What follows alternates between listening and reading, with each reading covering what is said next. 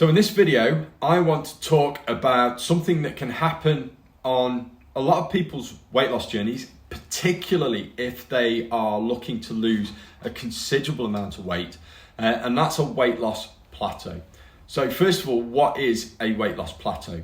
Well, to lose fat and lose weight, we need to be in a calorie deficit. So we are burning this number of calories, we consume this number of calories, so less calories than we burn. That difference is the deficit. And what our body does to make that deficit up is use our energy stores, in other words, the fat stores that we have in our body, and therefore we are going to lose fat. Now, at some point, as we lose weight, our calorie burn drops. There is less of us to burn those calories. So the amount of calories we will drop. And eventually, at some point, we are going to be burning the same number of calories as we are consuming again, okay? So that means then that weight loss or fat loss is going to stop and we enter a plateau. Now, when that happens, there are a number of things that we can do. But the first thing we need to do is check that our weight loss plateau is a true plateau. So when our weight loss stops, we need to make sure that it is a true plateau, because if you're in a 500 calorie deficit, to drop that many calories in terms of the amount of calories you're burning due to your body size requires quite a large amount of weight loss. And if you are just losing, if you've just lost half a stone to a stone, then the calorie burn is not going to have dropped enough to hit that plateau for that reason. So we need to make sure that we're in a real true plateau. So the first things first, has your weight loss stalled for 3 or more weeks? If your weight loss has stalled for 1 week, that's perfectly normal. That can happen. Weight loss is not a linear journey. Sometimes your weight will drop, sometimes it will go up, sometimes it will stay the same for a few days or even a couple of weeks at a time. And you've got to accept that that is normal, and you have to be patient and consistent. If your weight loss has stalled for 3, 4, or even more weeks, check your measurements. Are your measurements dropping? Because if your measurements are dropping yet your weight is staying the same, then you are still losing fat. Okay, there are many reasons that your weight might stay the same, but you can still lose fat and therefore your measurements will change. If you are resistance training and you are consistently resistant training and progressively overloading or increasing the amount of weight that you're lifting, you will be building muscle. And if you are training effectively, you could be building muscle at a rate that could equal the rate of fat loss, okay? Now, that's not very common, but it can happen. Another thing that could be happening is that you could be retaining water. So there are reasons behind that, and I'll go through those. And that retention of water could counteract some of that fat loss, okay? So there are a few things that you need to go through and check before we start thinking we need to reduce our calories further. So number 1, are the measurements staying the same or are they dropping? If they are dropping, you are not in a plateau. You do not need to change anything. Be patient. Are you tracking your food accurately? Are you tracking everything that you are consuming? Everything that you eat and drink? Are you logging it? Are you recording it? Are you recording the weight that you are using? Don't use tablespoons or cups or anything like that. They are not consistent enough. And one person's idea of a tablespoon is different to another person's idea, because how many times do you actually get a proper tablespoon, one of the measuring ones, get it out of tablespoon of peanut butter, for example, get it out and level it off so it's a true tablespoon. If you're adding oil to a frying pan to cook, how many times do you actually take a teaspoon, a true teaspoon, measure out the oil and pour it into the pan? We don't. We just don't. So, we need to take into account that we are actually tracking and logging things accurately. Because if you are using what you think is 1 tablespoon of olive oil, whereas actually you're using 2, you are consuming an extra 100 to 120 calories there straight away. Are you weighing the amount of butter that you're putting on toast? Are you weighing the sauces that you add to foods? Whether they are low calorie sauces or not, are you tracking the weight? Are you tracking them accurately? Are you weighing the amount of vegetables you're eating, the amount of rice or pasta you're eating? And if the answer to that is no, then start tracking accurately again and seeing if that makes a difference to your weight loss. You don't need to do it for long. Just do it for another 1 or 2 weeks to check that you are eating the correct portion sizes. Because once you've been dieting for a prolonged period of time, it's very easy for us to become more relaxed about the food that we eat and therefore consume more than we were originally. Okay? Are you sleeping enough? Are you sleeping for 7 to 9 hours a night? Because if you are not getting enough sleep, that can cause all sorts of impact on your weight loss journey. It can increase cortisol levels, which can increase water retention, which can slow weight loss. It can affect the hormones that control our appetite, which makes us hungrier, which means that we may well be nibbling or having snacks between meals, which then you might not be tracking. So again, you could be consuming more calories than you really are. Are you managing your stress levels? If you're not managing stress levels, then again, cortisol levels could be high and lead to water retention. Another thing that lack of sleep does as well is it actually reduces the amount of fat loss compared to other tissue losses within the body. Because your body, when you lose weight, when you're in a deficit, it doesn't just lose fat. It will lose some lean tissue, some lean mass as well. And we need to make sure we minimize that. And we'll talk about how you can do that in a second.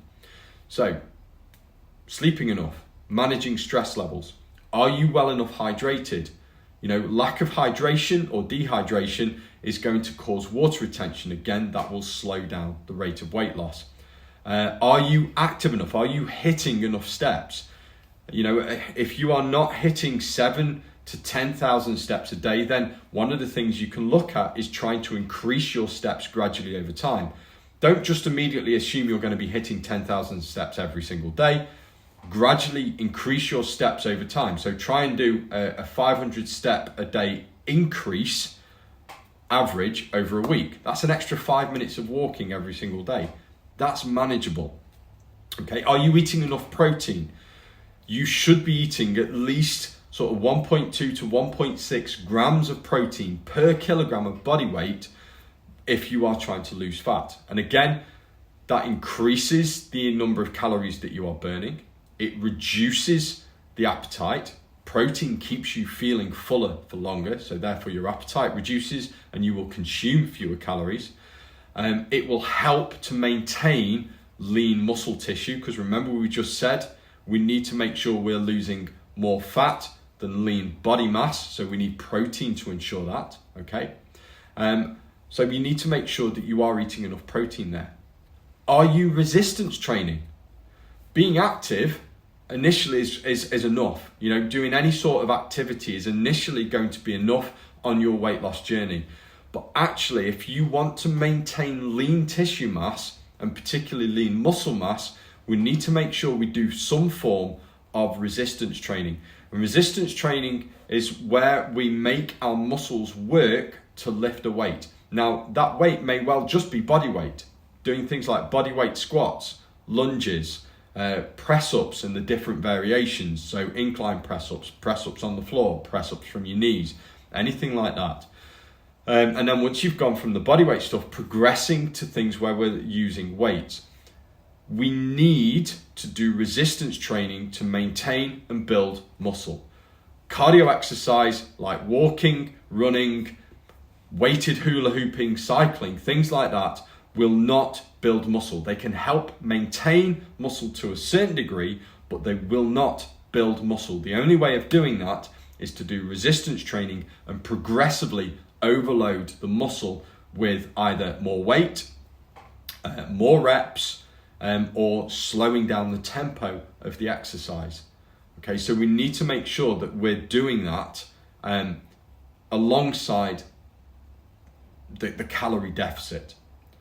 Now, if you are doing all of those things, if your sleep's good, if your stress levels are good, if you're well hydrated, if you're eating enough protein, if you are hitting 7,000 plus steps a day, maybe even 10,000 plus steps a day, and you are tracking everything you eat accurately, your measurements aren't changing and your weight isn't changing, then you could consider that you are in a plateau. And there are two things that you can do. The first one is increase your calories to maintenance. So increase your calories by just a couple of hundred, 200 to 300 calories for a few days. All right. Yes, you may initially see a spike in weight, and that is going to be caused by a replenishing of your glycogen stores. But just increasing those calories for 3 to 7 days by 300 to 500 calories, that can sometimes just allow your body to reset. It allows you to have higher energy levels. It can help reset some of the hormones that control appetite. It will allow you to move more, just give you that more energy to move. It can also recharge you mentally, because dieting's stressful, right? Dieting is stressful. So increase your calories for 3 to 7 days and then drop them back down to where they were. And you might find that that initially is enough just to cause that weight loss again.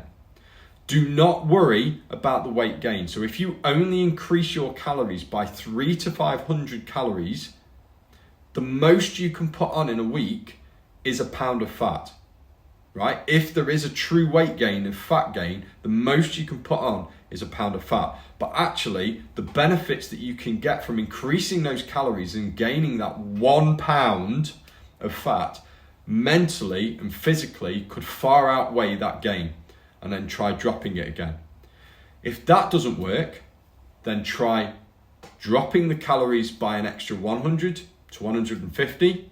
No more than that. You don't need to drop it down any more than that. That will be enough to start the weight loss again, but match that with an increase of activity. So either increase the intensity of your workouts, increase the length if possible, if they're not too long already, or do more steps, okay? And that's how you will keep that weight loss going over time. Just understand that weight loss plateaus are normal. Short plateaus are normal. Our bodies like to keep the status quo. They like to stay the same, and we need to understand that that's fine. And we need to give it time. We need to be patient. We need to trust in the process and give the body time to kind of adjust and let it drop again. However, if your weight loss plateaus for 3 to 4 weeks and we see no change in scale weight, then it may well be time for a diet break. So increase your calories just for a few days by 300 calories and then drop them back down again. And if that doesn't work, drop them by an extra 150 calories and slightly increase your activity levels. And that again should help boost, kickstart that weight loss again. But ultimately, weight loss plateaus only really happen for people who are looking to lose a considerable amount of weight and are going to be in sort of that moderate deficit. So, you need to be dieting for a prolonged period of time for a true plateau to occur. All right, I hope that's helped. Till next time.